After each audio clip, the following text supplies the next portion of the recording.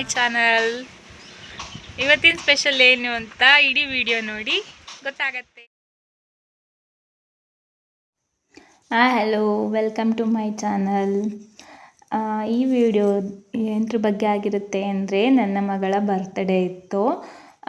ಜನವರಿ 4ನೇ ತಾರೀಕಿಗೆ ನನ್ನ ಮಗಳಿಗೆ 1 ವರ್ಷ ತುಂಬಿತು.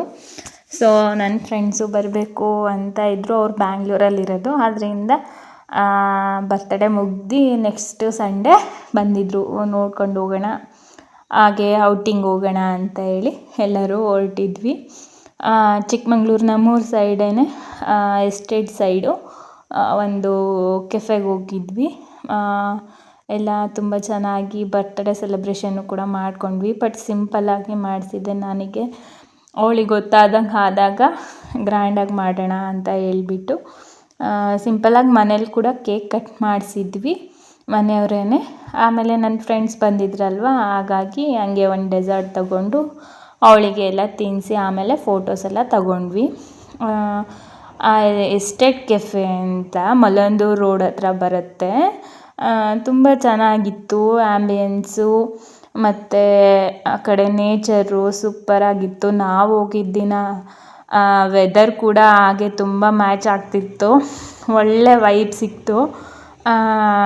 ಸೊ ಅದು ನನ್ನ ಫ್ರೆಂಡ್ ನಿಶಾ ಅಂತ ಬ್ಲೂ ಕಲರ್ ಡ್ರೆಸ್ ಹಾಕಿರೋದು. ಆ ಕಡೆ ಕೂತಿರೋದು ನನ್ನ ಫ್ರೆಂಡ್ ವಿದ್ಯಾ, ಈ ಕಡೆ ನನ್ನ ಅಕ್ಕ. ಸೊ ನಮ್ಮ ಹಸ್ಬೆಂಡು, ನನ್ನ ಮಗಳು ಎಲ್ಲ ಸೇರಿ ಹೊರಟ್ವಿ. ಸಂಡೇ ಮಾರ್ನಿಂಗ್ ಒಂದು 11 o'clock ಹಂಗೆ ಬಿಟ್ವಿ. ಯಾಕಂದರೆ ಹತ್ರನೇ ಇತ್ತಲ್ವ, ದೂರ ಎಲ್ಲೂ ಹೋಗೋದು ಬೇಡ, ನಿಯರೆಸ್ಟೇ ಇರಲಿ ಅಂತ ಹೇಳ್ಬಿಟ್ಟು ಆ ಕೆಫೆನ ಸೆಲೆಕ್ಟ್ ಮಾಡ್ಕೊಂಡ್ವಿ ಹೋಗಲಿಕ್ಕೆ ಅಂತ.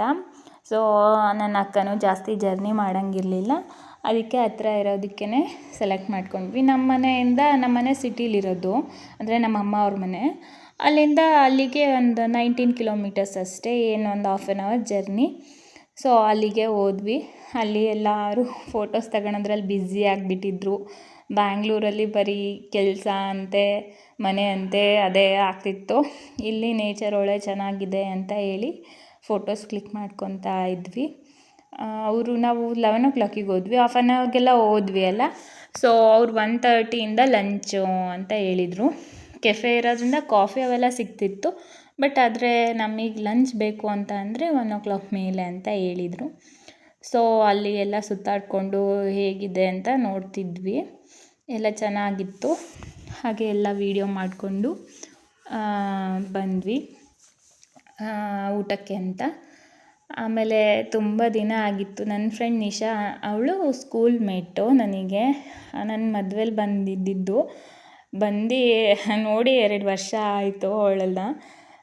ಸೊ ಪಾಪು ನೋಡೋಕ್ಕೂ ಬರೋಕ್ಕಾಗ್ತಿರ್ಲಿಲ್ಲ. ಅವಳೊಬ್ಳಿಗೆ ಅವ್ರ ಮನೇಲಿ ಕಳಿಸ್ತಿರ್ಲಿಲ್ಲ. ಸೊ ಬಂದಿರಲಿಲ್ಲ.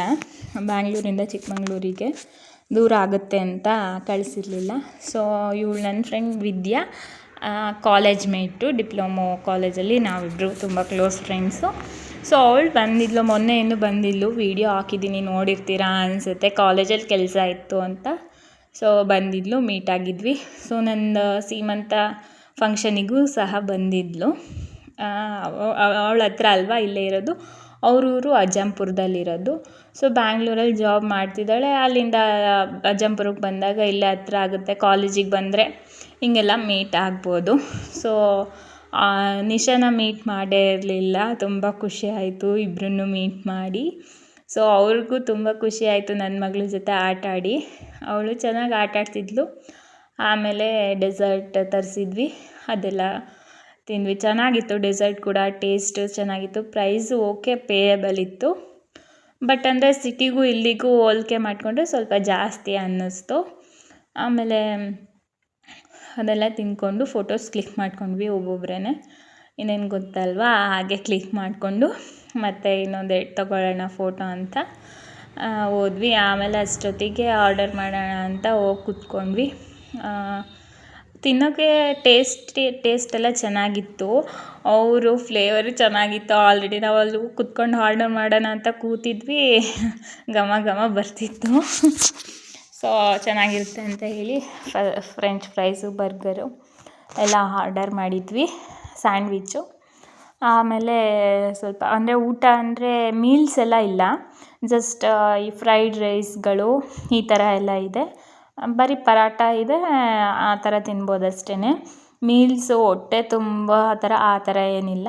ಸೊ ಎಲ್ಲ ತಿನ್ಕೊಂಡು ಅವ್ರು ಮತ್ತೆ ರಿಟರ್ನ್ ಹೋಗ್ಬೇಕಿತ್ತು ನನ್ನ ಫ್ರೆಂಡ್ಸು. ಯಾಕಂದರೆ ಅವರು ಬ್ಯಾಂಗ್ಳೂರ್ಗೆ ಹೋಗ್ಬೇಕಲ್ವ, ತುಂಬ ನೈಟ್ ಆದರೆ ಲೇಟ್ ಆಗುತ್ತೆ ಅಂತ ಹೇಳಿ ಬೇಗ ಅಲ್ಲಿಂದ ಹೊರಟ್ವಿ. ಅಲ್ಲಿಂದ ಎಲ್ಲ ಮುಗಿಸ್ಕೊಂಡು ಎಂಜಾಯ್ ಮಾಡಿಕೊಂಡು ಅಲ್ಲಿಂದ ಹೊರಟ್ವಿ. ಏನು ಹೇಳೋಕ್ಕೆ ಇಷ್ಟಪಡ್ತೀನಿ ಅಂದರೆ, ಫ್ರೆಂಡ್ಸ್ ಅಂದರೆ ಹಂಗೆ ಅಲ್ವ, ಏನೇ ಇದ್ದರೂ ನಾನು ಅವ್ರ ಹತ್ರನೇ ಶೇರ್ ಮಾಡ್ಕೊಳ್ಳೋದು. ಒಂದು ಕಷ್ಟನೇ ಆಗಲಿ ಸುಖನೇ ಆಗಲಿ ಒಳ್ಳೆ ಅಂದರೆ ಸಜೆಷನ್ಸ್ ಚೆನ್ನಾಗಿರುತ್ತೆ. ನಾವೀಗ ಕಷ್ಟ ಅಂತ ನಮ್ಮ ಪೇರೆಂಟ್ಸಿಗೆ ಹೇಳ್ಕೊಂಡ್ರೆ ಅವರು ಒಂಥರ ಬೇಜಾರು ಮಾಡ್ಕೊಳ್ತಾರೆ. ಸೊ ಫ್ರೆಂಡ್ಸಿಗೆ ಹೇಳ್ಕೊಂಡ್ರೆ ಅವ್ರು ಸಜೆಷನ್ಸ್ ಆದರೂ ಕೊಡ್ತಾರೆ. ಆಮೇಲೆ ನಮ್ಮ ಅಕ್ಕನೂ ಒಂಥರ ನನಗೆ ತುಂಬ ಕ್ಲೋಸ್ ಫ್ರೆಂಡ್ ಇದ್ದಂಗೆ, ಅವಳು ಅಷ್ಟೇ ಒಳ್ಳೆ ಸಜೆಷನ್ಸ್ ಕೊಡ್ತಾಳೆ. ಆದ್ದರಿಂದ ಏನೇ ಬೇಜಾರಿದ್ದರೂ ಬೇಗ ನನಗೆ ಕ್ಲಾರಿಫೈ ಆಗುತ್ತೆ, ಹಿಂಗೆ ಮಾಡಿದ್ರೆ ಹೀಗೆ ಅಂತ.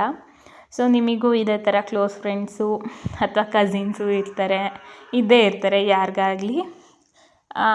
ಯಾರ ಹತ್ರನಾದ್ರೂ ಏನಾದರೂ ಬೇಜಾರಿದ್ದರೆ ಶೇರ್ ಮಾಡಿಕೊಂಡ್ರೇ ಅದು ಕಮ್ಮಿ ಆಗೋದು.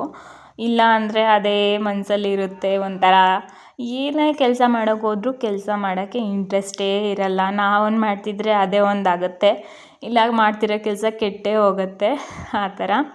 ಹಾಗಾಗಿ ನಮ್ಮ ಮನಸ್ಸಿನಲ್ಲಿರೋ ಬೇಜಾರನ್ನ ಎಲ್ಲ ಕಳ್ಕೊಂಡು ಒಳ್ಳೆಯ ಆಲೋಚನೆ ಮಾಡ್ತಾ ಇದ್ದರೆ ದಿನ ಎಲ್ಲ ಚೆನ್ನಾಗಿರುತ್ತೆ. ನನ್ನ ವಿಡಿಯೋ ಇಷ್ಟ ಆದರೆ ಲೈಕ್ ಮಾಡಿ, ಚಾನಲ್ನ ಸಬ್ಸ್ಕ್ರೈಬ್ ಮಾಡಿ.